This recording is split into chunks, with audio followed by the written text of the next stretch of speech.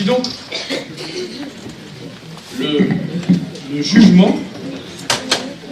Le jugement est avant tout une séparation. Si vous parlez du jugement sans parler de séparation, vous n'avez rien dit. Puisque Dieu nous démontre, lorsqu'il y avait le 7e mois, le jour du jugement, 10e mois, 7e mois, le 10e jour du mois, le jugement était avant tout séparation. Alors, je vous conseille volontiers qu'au XXIe siècle, de parler de séparation physique, à l'instar de ce qui se passait en Israël, peut sembler inouï. Mais ce n'est pas ce que nous pensons être vrai qui est la vérité. La vérité, c'est celle qui procède de Dieu. Et la question a été posée, est-ce que, je veux dire, les 144 000 proviennent de l'Église adventiste?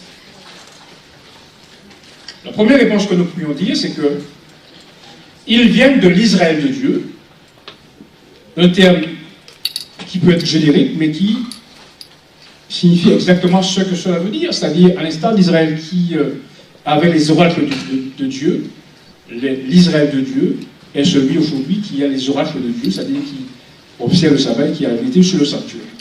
Ça, c'est un premier élément de réponse. Le deuxième élément de réponse que nous pourrons donner, c'est le suivant.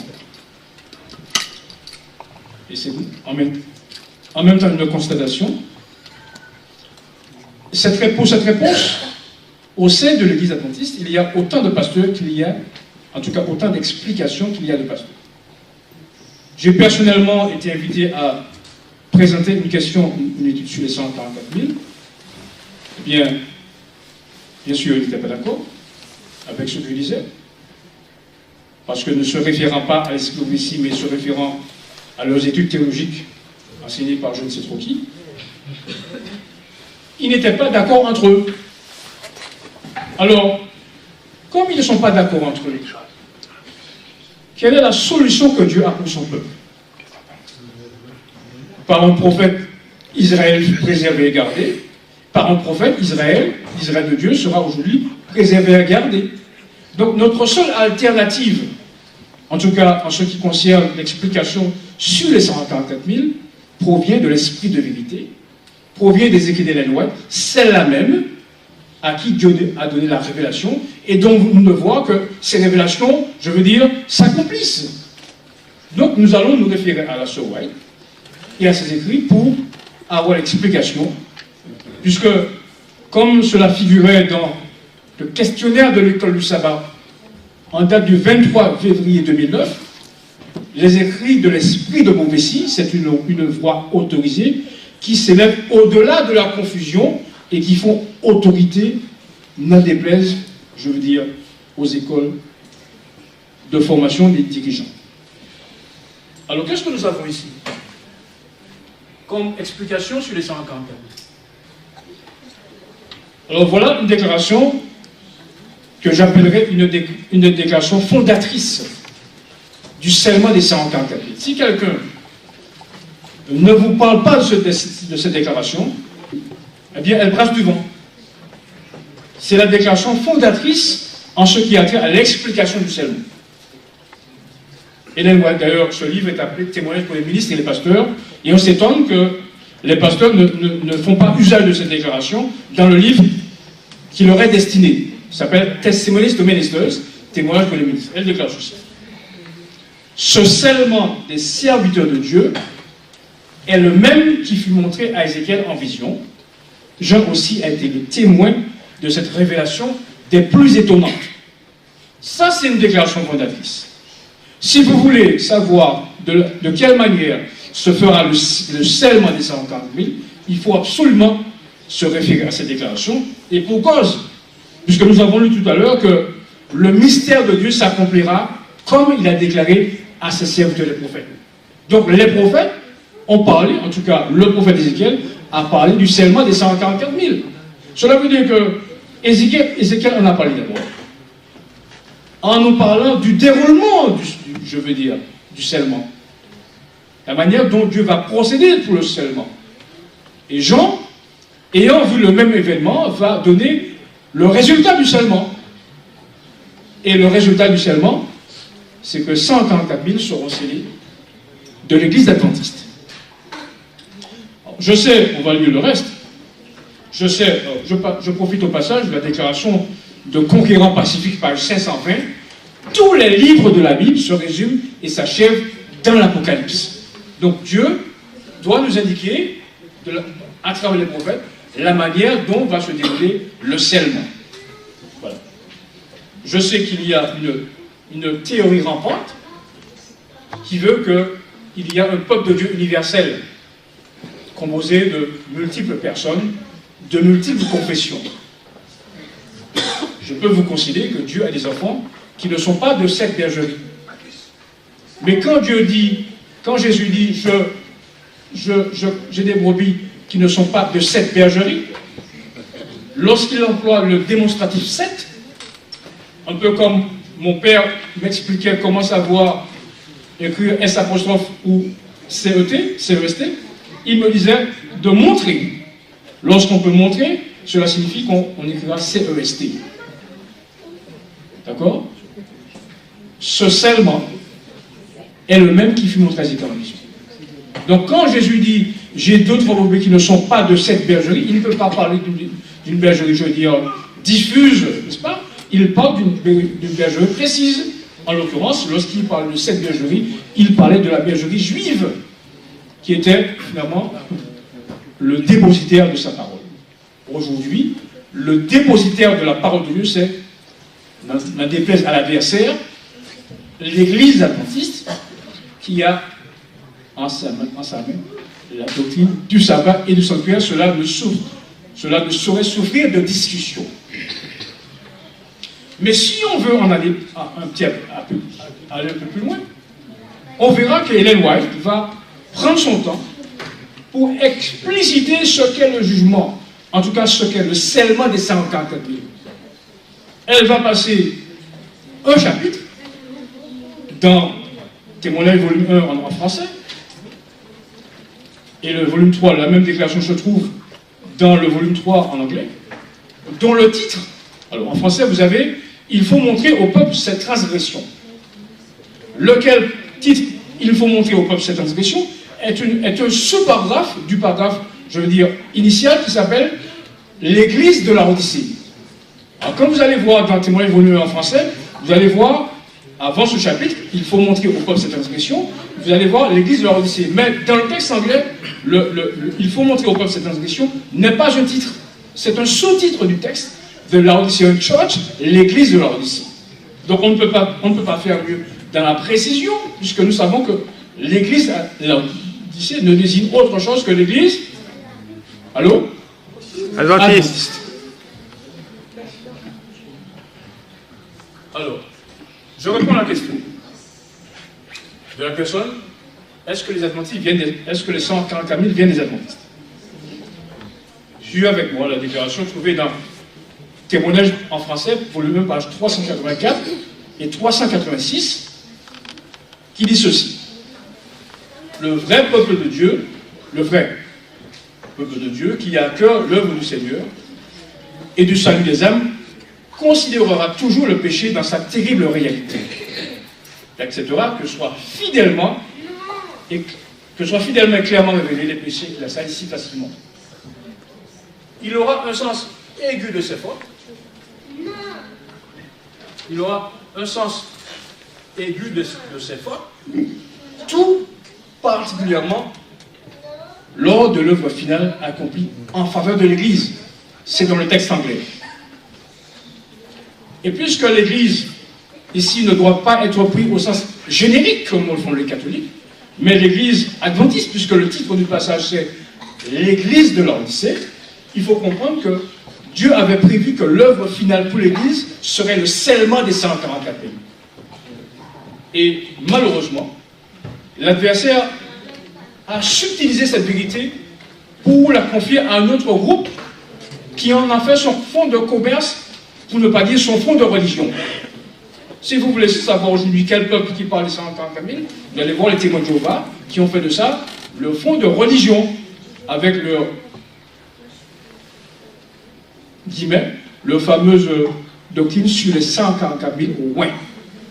Mais Dieu veut aujourd'hui que nous récupérions, en tout cas les vrais adventistes, récupérions cette doctrine parce que Dieu veut nous montrer que cela concerne le jugement des vivants. Je continue. Cela est tout particulièrement souligné dans la vision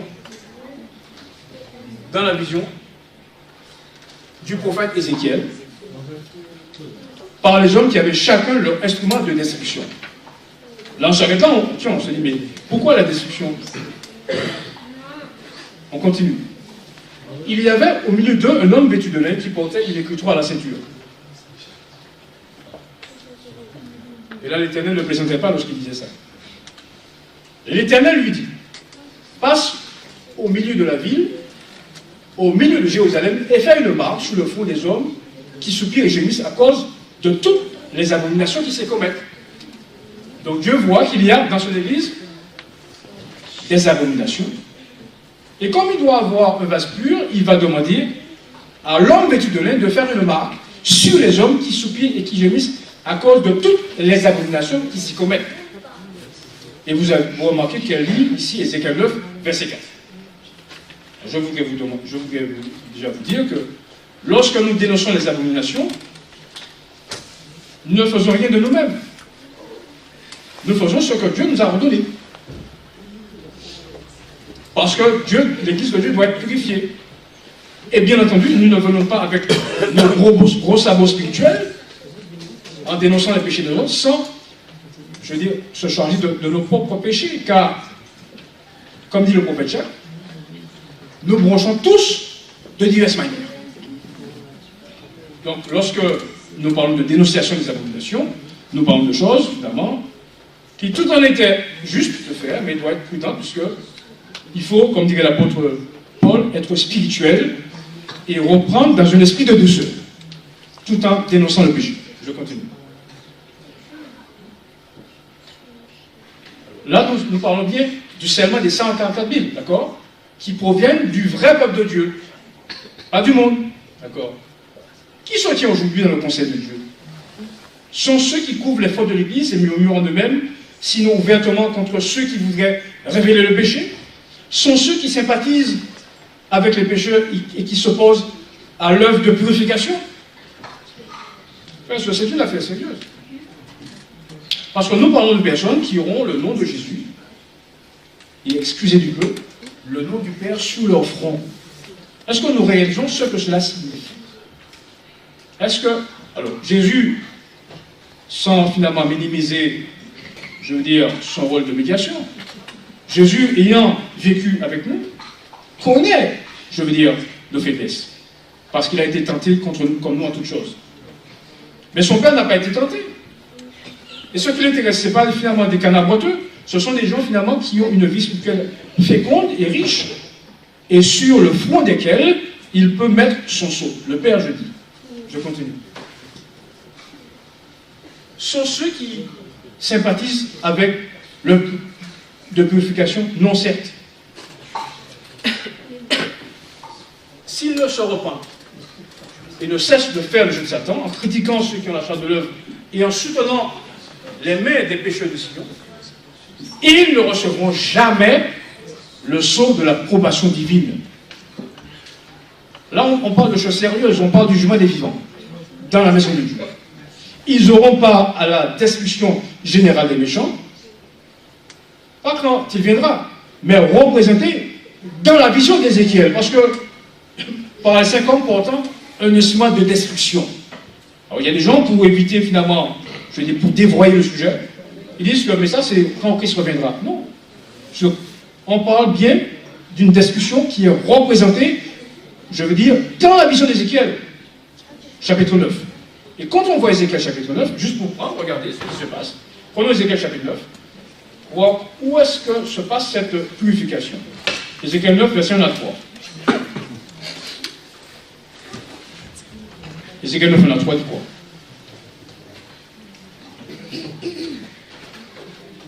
Puis, il cria d'une voix forte à mes oreilles.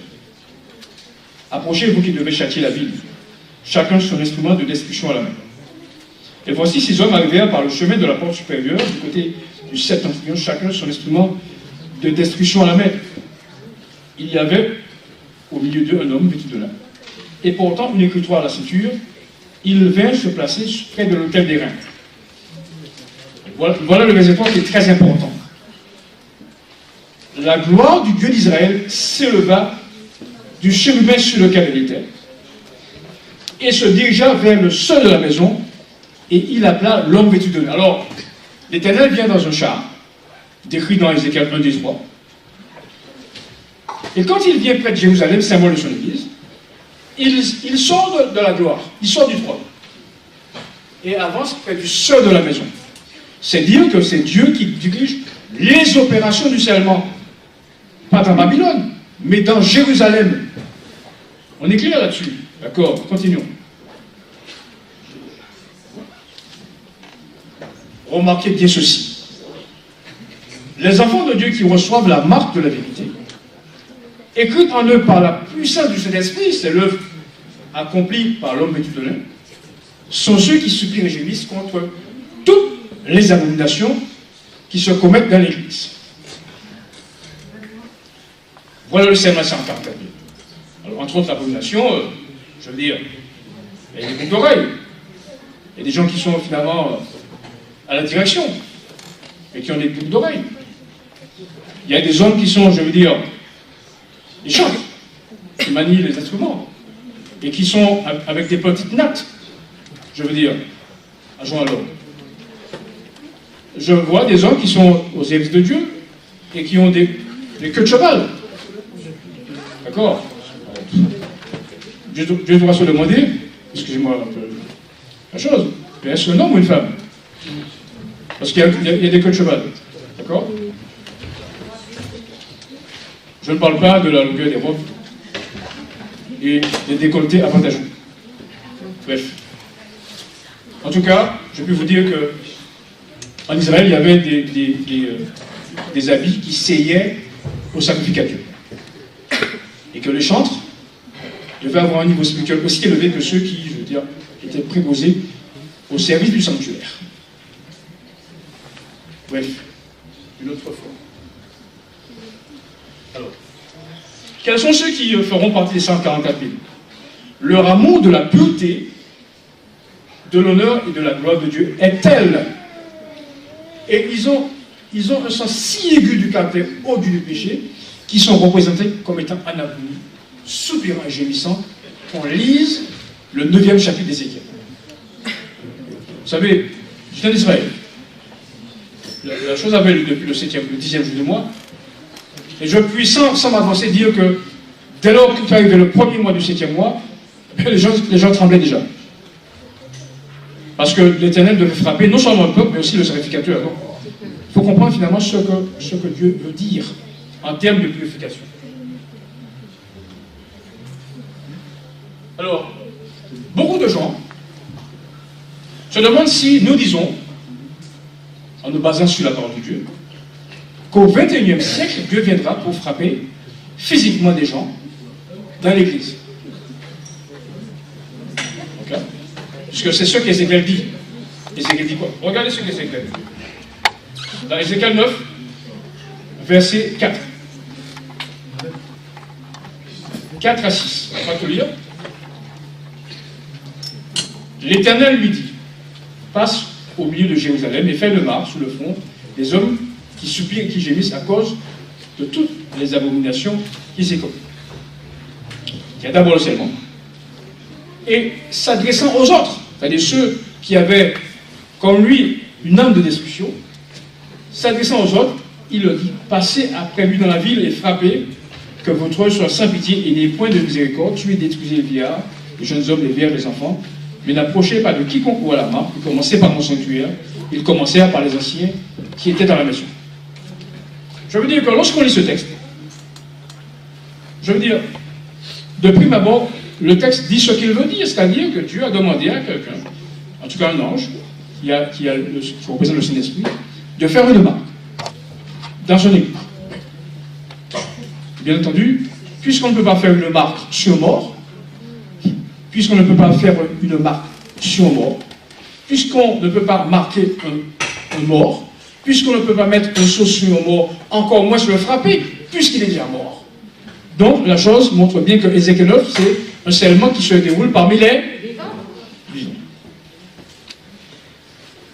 Alors, est-ce qu'il s'agit bien d'une purification à l'instar de ce qui se passait le 10e mois, le 7e jour du mois? Voici la réponse de l'Esprit de vérité. Ici, nous remarquons que l'Église, le sanctuaire du Seigneur, sera la première à éprouver les effets de la colère de Dieu. Sera la première à éprouver les effets de la colère de Dieu, qui, soit dit en passant, n'est rien de spirituel. Chaque fois que Dieu manifestait sa colère en Israël, parce qu'on faisait un dénombrement, parce qu'on s'associait, je veux dire, aux Madianites, parce qu'on s'associait à Balaam lors des fêtes en célébration de Moab, eh bien la colère de Dieu était littérale. Je continue. Les anciens, ceux à qui il a donné une grande lumière, qui ont pour devoir de veiller sur les intérêts spirituels de la communauté, ont trahi leur mission. Ils ont prétendu qu'on ne devrait pas s'attendre à voir des miracles et des manifestations signalées de la puissance de Dieu comme dans la primitive Église. Alors, le terme primitive Église, pour moi, ne convient pas à la traduction. Ne convient pas à la traduction, puisque le texte dit « as in former days ». Former days, c'est comme dans l'ancien temps. Mais ils ont traduit par la primitive Église, mais on accepte pourquoi? Parce que dans la primitive Église, Dieu frappa littéralement Ananias et Saphira. On continue. Les temps ont changé de style. Les temps ont changé de style. Ces paroles les fortifient dans leur incrédulité et ils disent « Le Seigneur ne fera ni bien ni mal. Il est trop miséricordieux pour répandre ses jugements sur son peuple. » Paix et sûreté. Tel est le cri que font entendre ceux qui n'élèveront jamais plus la voix comme une trompette, déclarer au peuple de Dieu ses péchés et à Israël ses iniquités, ses chiens muets, c'est dans le texte, qui ne peuvent aboyer, sont ceux sur lesquels fondera la juste vengeance de Dieu offensé, hommes, jeunes gens, jeunes filles, périront tous ensemble. Bien sûr, voilà le serment des 144. On peut y croire ou pas. Ça, c'est le jugement des vivants dans la maison de Dieu.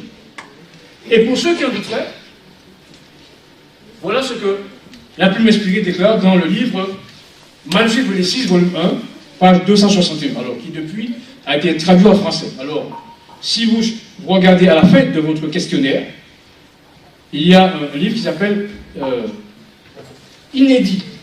Inédit. Ce sont les 3 premiers livres de manuscrits qui n'étaient pas publiés et qui le sont maintenant. Je ne sais pas si on le vend, je veux dire, au 61 de l'avenue Émile Zola, mais à la fin du questionnaire, il y a une adresse américaine où vous pouvez finalement l'acheter. Ceci vous permettra d'avoir dans vos bibliothèques une déclaration en français prouvant le caractère réel d'Ézéchiel 9, le caractère littéral d'Ézéchiel 9. Alors voilà le texte que voici. Étudiez le 9e chapitre d'Ézéchiel, ces paroles s'accompliront littéralement. Littéralement. Il y a une autre déclaration qui va suivre. Regardez. Ça se trouve dans un document non traduit, des matériaux de 88, ici. Et Ellen White dit ceci sur la prophétie d'Ézéchiel 9, laquelle prophétie est la même chose ou le même événement vu par Jean le Révélateur. Nous vivons au milieu des périls des derniers jours. Le temps vient bientôt où la prophétie d'Ézéchiel 9 s'accomplira.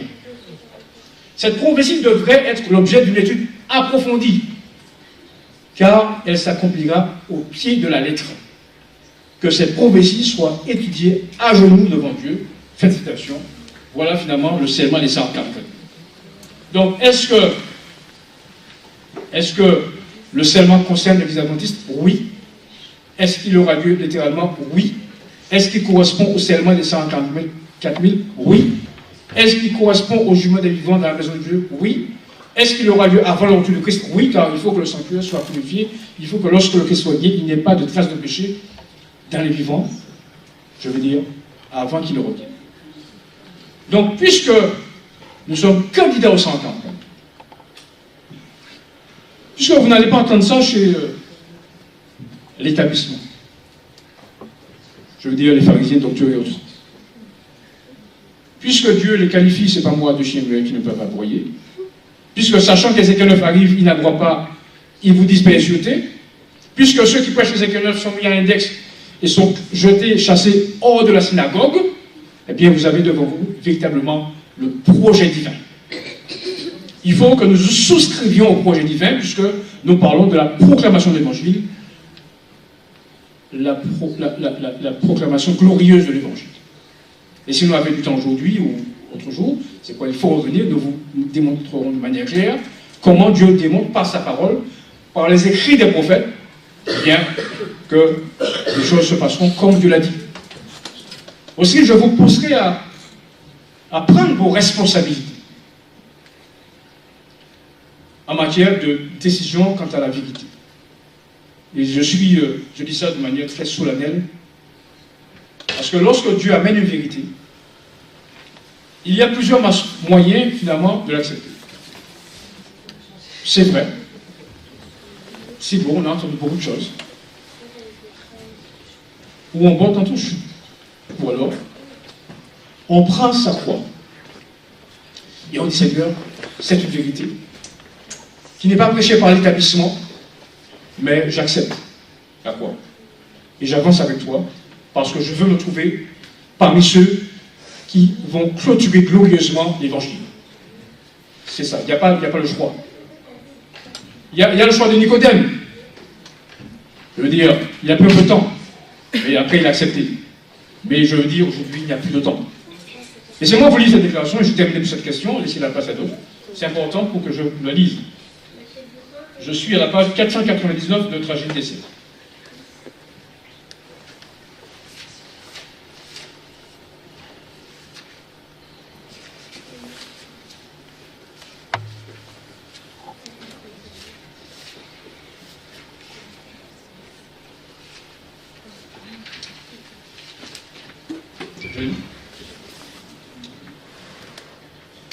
Le vrai, je suis à la page 498, bas de page.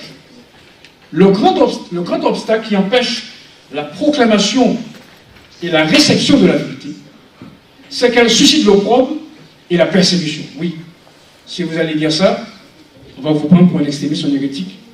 On va vouloir vous chasser de la synagogue, je vous le dis clairement, parce que nous sommes en marche. Il ne s'agit plus maintenant de passer dans le sens du poil, c'est-à-dire de dire les choses telles que Dieu dit. Il s'agit de ne pas être un chien muet qui ne se aboyer. Il faut aboyer pour annoncer le danger. C'est là le seul argument contre la vérité que ces champions n'aient jamais pu réfuter. Mais ce fait ne rebute pas le vrai disciple de Christ. Il n'attend pas que la vérité devienne populaire pour la défendre. Convaincu de son devoir, il en accepte délibérément les inconvénients, estimant après l'apôtre de Gentil que nos légères afflictions sont, du moment présent, produisent pour nous un poids éternel de joie. Il considère avec un ancien prophète l'apôtre du Christ comme étant une richesse plus grande que celle de l'Égypte. Quelle que soit leur profession de foi, ceux qui, dans les choses religieuses, se laissent diriger par la prudence plutôt que par des principes, ne sont que des opportunistes. Je reprends cette phrase. Ceux qui, je veux dire, dans les choses religieuses, se laissent diriger par la prudence plutôt que par des principes, ne sont que des opportunistes. Il faut faire le bien parce que c'est le bien et laisser à Dieu le soin des conséquences. Le monde est redevable de toutes ces grandes réformes à des hommes de principe, de foi, de courage. C'est par de tels hommes que celle de notre temps, que l'œuvre de notre temps doit être menée à bien. Fin de citation. Voilà. Pour le sermon. Autre question.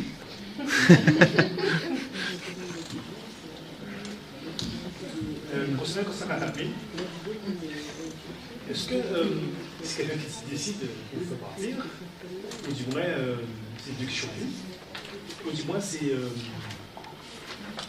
comment ça, il faut être né, comment ça, il faut être né de nouveau. Oui. Alors, bien entendu, la condition sine qua non pour faire partie des 140 000, c'est la nouvelle naissance. Car lorsque vous êtes né de nouveau, c'est un slogan qui est à la mode, vous êtes en marche. Bon, je ne suis pas en marche de l'autre côté, je suis en marche pour Dieu. Vous êtes en marche vers la perfection.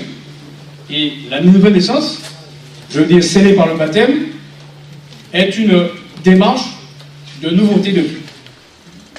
Alors concernant, je veux dire, le caractère accidentel ou non accidentel de l'appartenance aux 144 000, il n'y a pas d'accident. Dieu voit les choses. N'a-t-il pas vu Cyrus, alors qu'il n'était même pas encore né, roi païen, pour aider à la reconstruction du temple de Juda? Il n'y a rien d'accidentel. Lorsque Dieu nous voit, il voit finalement notre cheminement. Et c'est pourquoi il a, dans son cheminement, dans le plan de Dieu, pour vous montrer un petit peu la manière dont Dieu procède, lorsqu'Israël voulait servir les faux dieux, il a voulu servir le bois et la pierre. Dieu s'est dit, ah, c'est ce qu'ils veulent. D'accord. Ézéchiel 20, à partir du verset 33, nous dit finalement que Dieu les a chassés. Afin qu'ils cessent de servir le bois et la pierre, et que du fait de leur dispersion, ils ont appris le vrai Dieu. Parce que lorsque Dieu a chassé, par exemple, quelqu'un de la tribu d'Azer, qui ont été chassés par les Assyriens en 722 avant Jésus-Christ. Mais figurez-vous qu'on retrouve une descendante de la tribu d'Azer, la veuve, dans le temple de Dieu. Et elle était là journellement attendant finalement la promesse du Messie. Vous vous rendez compte? Ça s'est passé en moins 722. Et voilà finalement que nous sommes à la fin des années. Nous avons légèrement basculé vers les chrétiens. Il y a plus de 700 ans, Dieu a conduit, je veux dire, malgré la dispersion, cette femme, dont Dieu avait vu, enfin en tout cas, descendante d'Azer, dont Dieu avait vu qu'elle cherchait à connaître le Messie. Vous voyez? Donc il n'y a rien d'accidentel dans le plan de Dieu. C'est Dieu qui voit, c'est Dieu qui conduit, c'est Dieu qui gère. Rappelez-vous que Dieu a son registre d'état civil. C'est là qu'ils sont nés. Next. Non, il faut que tout le monde entende. Viens par ici.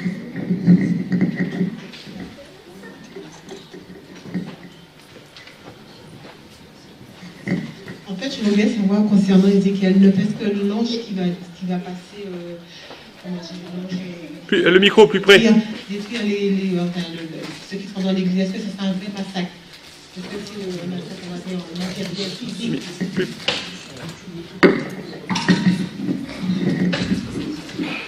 Alors, on a vu que c'est littéral, pas vrai?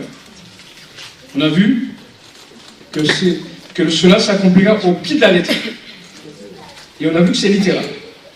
Vous comprenez que c'est difficile pour nous de croire ça en plein 20e siècle, 21e siècle. Que Dieu vienne pour détruire. Mais nous verrons, si nous allons dans le chapitre d'Ésaïe 66, verset 9. Prenons Ésaïe 66, 19. Ésaïe chapitre 66, verset 19. Dieu va employer un vocable que le plus jeune d'entre nous peut comprendre. Il déclare ceci. Au verset 16. On va lire depuis le verset 15. Ésaïe 66, verset 15 et suivant. Alors, je rappelle que l'arme des anges, c'est une épée. N'est-ce pas vrai? Lorsque David avait décrété le dénombrement en Israël, et que Dieu avait décidé finalement de frapper, lorsque Dieu avait décidé d'arrêter la plaie, Dieu a dit à l'ange, remets ton épée dans son fourreau. Je n'ai pas le texte là, mais on peut le trouver. Donc, les anges, c'est leurs épées, c'est leur arme. D'ailleurs, on le voit bien, puisque dans Genèse 3, 22, on dit finalement que l'ange avait une épée flamboyante devant le jardin, l'entrée du jardin. Car voici, l'Éternel arrive dans un feu, et ses charges sont comme un tourbillon. Il convertit sa colère en un brasier, et ses menaces en flamme de feu. Alors, faites attention, nous avons dit ce matin que lorsque nous parlons de venue, cela ne signifie pas nécessairement sa venue en gloire, mais la venue dans son temple. Verset 16. C'est par le feu que l'Éternel exerce ses jugements, c'est par son glaive qu'il châtie tout chair. Par son. D'accord? Et ceux que tuera l'Éternel seront en grand nombre. Verset 18. Je connais leurs œuvres et leurs pensées. Le temps est venu de rassembler toutes les nations et toutes les langues. Elles viendront et verront ma gloire. Je mettrai un signe parmi elles et j'enverrai leur rescapé vers les nations. Donc Dieu vient dans son temps, tue des personnes en grand nombre. Alors, je ne sais pas comment évaluer cette expression en grand nombre, mais c'est ce que dit le texte. C'est-à-dire que quand Dieu viendra dans son temple, ceux qui se livrent à l'abomination, dit le texte, seront tués en grand nombre. Donc, j'avais une épée flamboyante devant le jardin, l'entrée du jardin. Car voici, l'Éternel arrive dans un feu, et ses chars sont comme un tourbillon. Il convertit sa colère en un brasier, et ses menaces en flamme de feu. Alors, faites attention, nous avons dit ce matin que lorsque nous parlons de venue, cela ne signifie pas nécessairement sa venue en gloire, mais la venue dans son temple. Verset 16. C'est par le feu que l'Éternel exerce ses jugements, c'est par son glaive qu'il châtie tout chair. Par son. D'accord? Et ceux que tuera l'Éternel seront en grand nombre. Verset 18. Je connais leurs œuvres et leurs pensées. Le temps est venu de rassembler toutes les nations et toutes les langues. Elles viendront et verront ma gloire. Je mettrai un signe parmi elles et j'enverrai leur rescapé vers les nations. Donc Dieu vient dans son temps, tue des personnes en grand nombre. Alors, je ne sais pas comment évaluer cette expression en grand nombre, mais c'est ce que dit le texte. C'est-à-dire que quand Dieu viendra dans son temple, ceux qui se livrent à l'abomination, dit le texte, seront tués en grand nombre. On continue. Alors, j'enverrai le rescapé vers les nations. Mais d'où vient-il ces rescapés? Et que signifie le terme rescapé? Un rescapé, c'est quelqu'un qui échappe à une destruction ou à une catastrophe quelconque. Lorsqu'on parle de noyade, il y a plein de rescapés. Lorsqu'on parle de l'avion qui se détruit, je veux dire, qui s'écrase, on parle de rescapés. Il y a des gens, comme on parle des massacres ethniques, on parle de purification ethnique, on dit qu'il y a des gens qui ont échappé ou réchappé au nettoyage ethnique. Donc ce sont des mots que Dieu pense que nous comprenions, même le plus illettré. Lorsque nous lisons rescapé ou échappé, nous comprenons qu'il y a eu une catastrophe et que, je veux dire, il y a des gens qui en réchappent ou qui en échappent. N'est-ce pas vrai? Oui. On continue. Donc ce sont ces réchappés qui sont envoyés vers les nations. Alors, tenez-vous bien, frères et sœurs. Le verset 18 nous parle des circonstances de ces événements. Il dit, voilà, je connais le œuvre et le pensée, le temps est venu de rassembler toutes les nations et toutes les langues. À quel moment Dieu fait ça? Ben, au dernier temps, n'est-ce pas vrai? Il rassemble ses enfants des 4 extrémités et les amène dans la bergerie. Donc ce sont les rescapés. Et tenez-vous bien, personne d'autre. Personne d'autre, ce sont ces rescapés qui vont achever l'œuvre et l'évangile. Le thème, c'est quoi? De la fin du protestantisme jusqu'à la proclamation glorieuse du 3e ange. Donc si nous avons un programme pour Dieu, il ne le considère pas, puisque son programme, c'est de tuer des gens en grand nombre. Il faut y réfléchir sérieusement, et de prendre des personnes qui vont réchapper de cette discussion pour achever l'œuvre. Ça, c'est le programme divin. Nous ne pouvons pas faire de concurrence à Dieu parce qu'il a son programme. Vous savez, les Juifs faisaient concurrence à Dieu. Les pharisiens faisaient la concurrence. Ne perdez pas Isaïe 66. Prenez Matthieu 23, verset 15.